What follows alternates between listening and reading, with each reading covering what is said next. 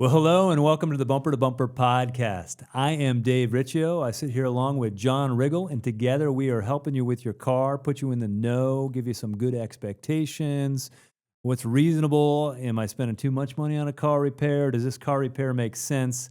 The guy, when he calls me on the phone, he rattles things off so quick, I don't even know what he's talking about. Yeah. So if we can say a few things that help keep you familiar with what's going on with your car, it'll take a lot of that stress out of the auto repair process. And John, people have problems on their car that they're like annoyed by, and they don't even know if it's worth taking to the shop. And they've kind of done their own little investigation, and they don't see anything weird or wrong, but they know their car's not quite right.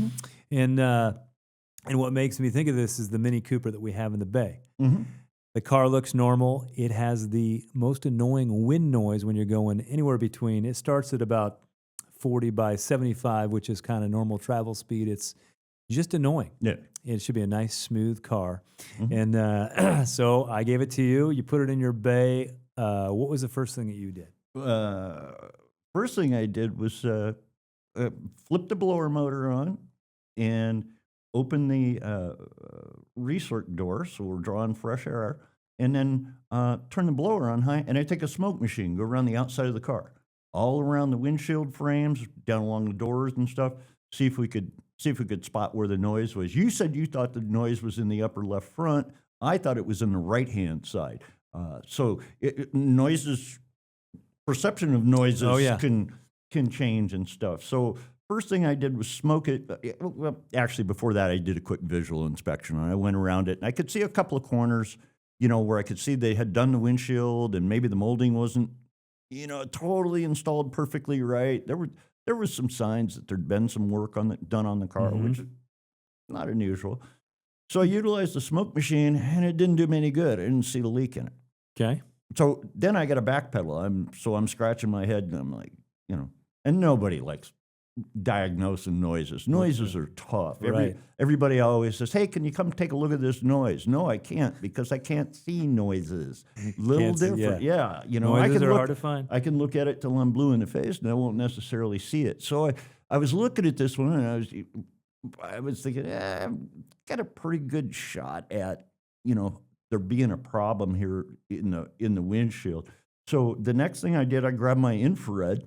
Okay. And turned the heater on in the car. It's infrared camera? Yeah, thermal camera. It's fairly cool out in the shop this morning, probably 60, 65 degrees. So I turned the heater on, full blast, let the car sit for a minute, and I walked around it. And as soon as I got to the upper left-hand corner of the windshield, there was two spots there that lit up orange in my thermal camera, and I'm like, there's a leak right there. So I peeled the trim back and stuff, and we could see where, when they had done the windshield, they had missed a 2-inch section of sealer that should have been in there. It had a 1/4-inch wide gap across the top of the windshield there, but you couldn't see it because of the way all the molding was over it, and that's why the smoke didn't work for me. Generally, what we do is turn the blower on.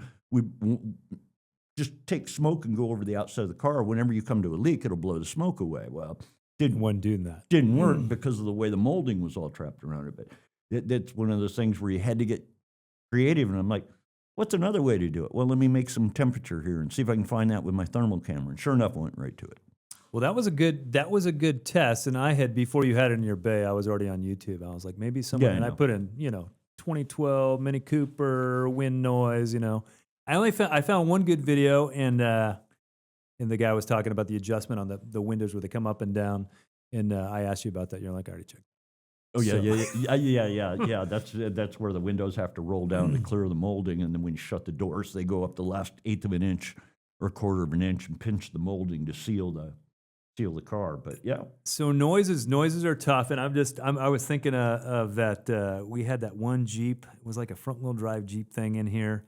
And it had a weird noise. And I'm just thinking of, the picture of me driving across the parking lot, you laying across the hood with a flashlight, and trying to figure out what the heck the noise was. And that was the air filter box. Oh, the screws were stripped out, and it was vibrating at a certain RPM, and it would literally drive people nuts. And noises are not easy to find, and people aren't willing to do that kind of stuff, So here's the thing with noises. people used to come in and complain about noise, and they say, I've got this noise, I want to fix this noise. And guys would look at them for the longest time without charging for it.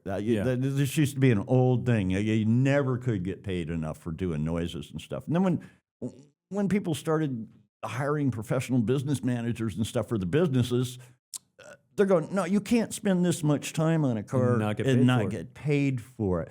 So the thing I've always said about noises is how important is this noise to the customer? And you'll find out the importance of that noise is directly proportional to the cost. All right. So a lot of times we get these tickets, got a noise at 95 miles an hour. All right, fair enough. It does. How much do you want to pay me to fix this? Because this may be difficult. If it only happens at 95 miles an hour, it might be difficult to fix. Right. It might be easy, but it might be hard. Yeah, but the biggest fix is like, how much is it worth to you? Just don't go 95. Yeah. That could be it. But one of the things you say is we can fix anything. Just depends on how much time you have and how much money. Mm-hmm. Because you can figure just about anything out, but what is the extent? How far do you want to go with it? In auto shops in general, yes, they sell parts, but what they're really selling is their time.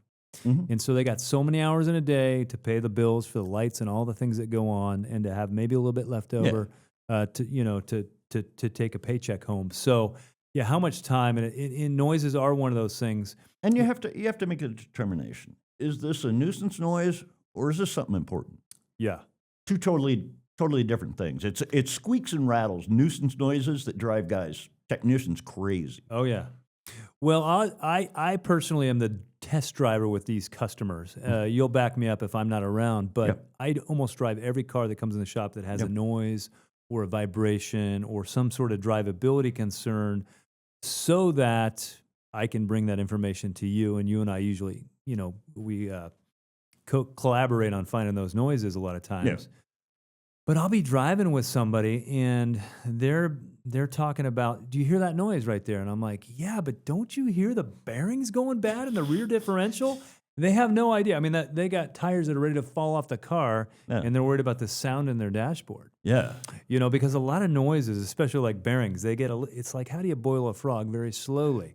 And so noises that get bad a little bit over time, people that drive the car normally, they don't even hear them. Yeah. I jump in and I'm like, whoa, you got problems here.